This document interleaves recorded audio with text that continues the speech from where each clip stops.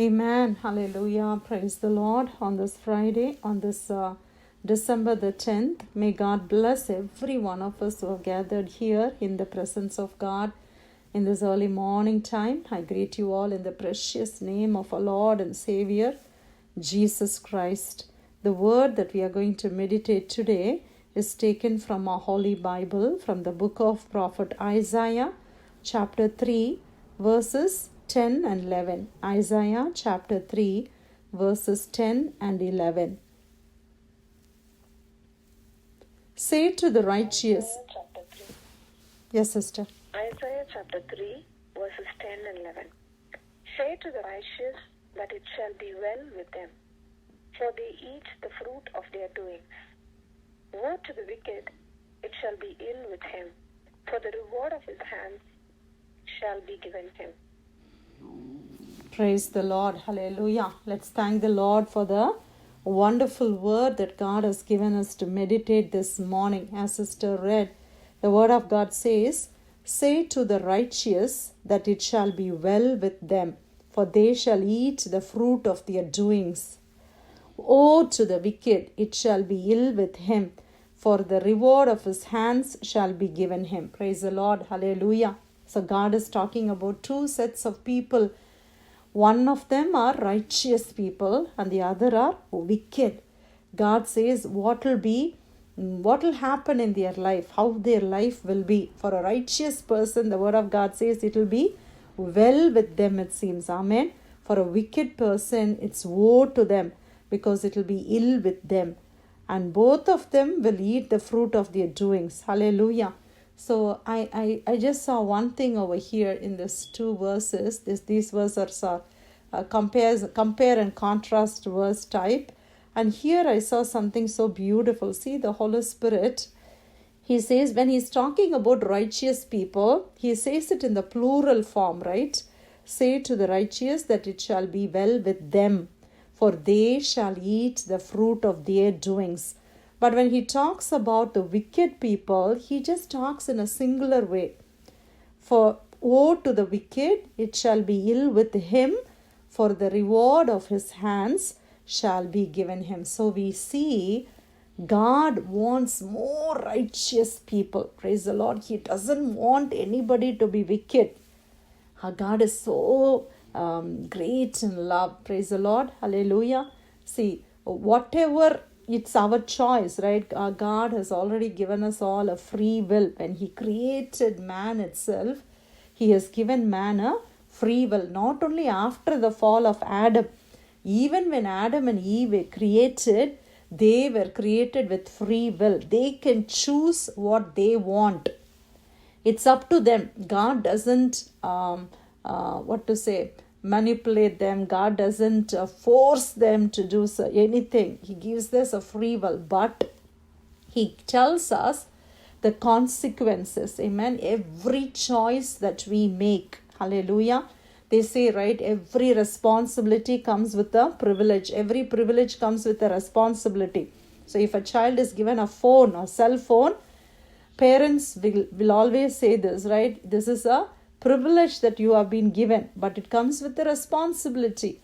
So if you don't know how to use it, it will be taken away from you. It's same with the driving license. It's a privilege. So if we drive recklessly, if there is something that we do, what happens? Our licenses are suspended. A government does that. Parents do that. And even God tells us exactly the same thing. We can do whatever we want with our life. It's up to us, but the consequences we have to bear. That is what the Bible says. And God, he gives us, you can choose to be righteous. You can choose to be wicked. It's up to us. But what will happen in the end? If you choose to be righteous, if you want to be a righteous person, the Bible says very clearly, say to the righteous. So you have chosen righteousness. God says, say to them that it shall be well with them. Praise the Lord. Hallelujah. How many of us want this?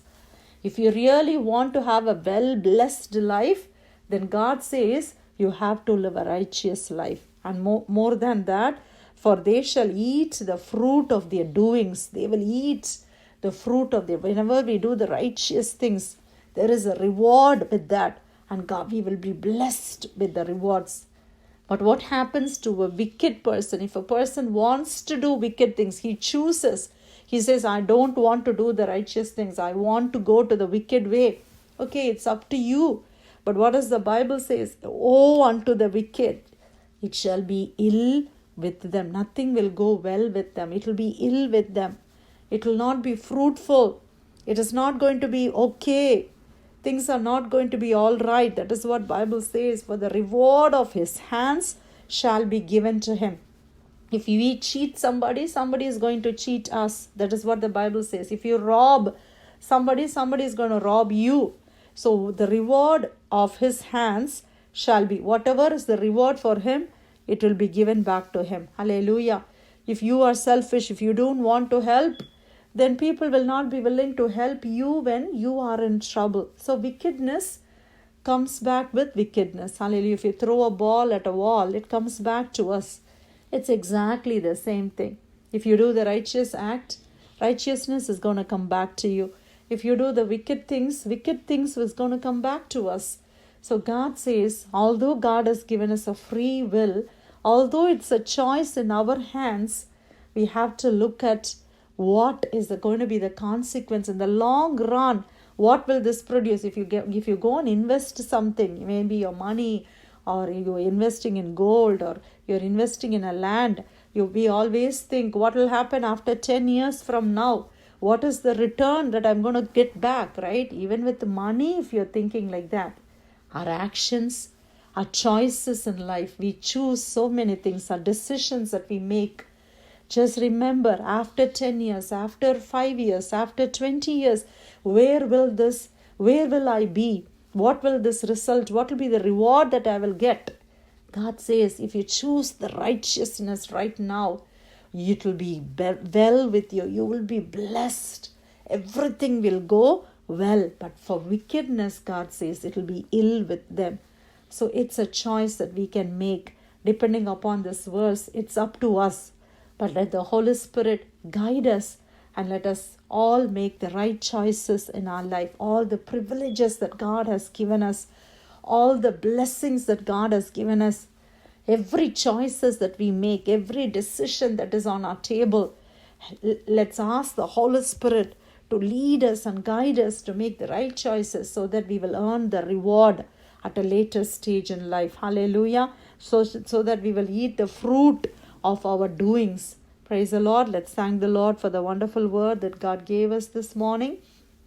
Isaiah chapter 3 verses 10 and 11. Say to the righteous that it shall be well with them, for they shall eat the fruit of their doings. Woe to the wicked, it shall be ill with him, for the reward of his hands shall be given him. Dear God, we thank you for your word, Lord. Yes, Father, help us, Lord, to make the right choices, and help our children also to make the right choices, Lord, because every choice that we make, there is going to be a reward. Hallelujah. Yes, Father God, it's going to come back to us in some form, oh Father God. So help us to make the right choices as the Spirit of God leads us, Lord. In every step of the way, be with us, Lord. Be with the children of Father God. Protect us, Lord. In Jesus' precious name, I pray. Amen.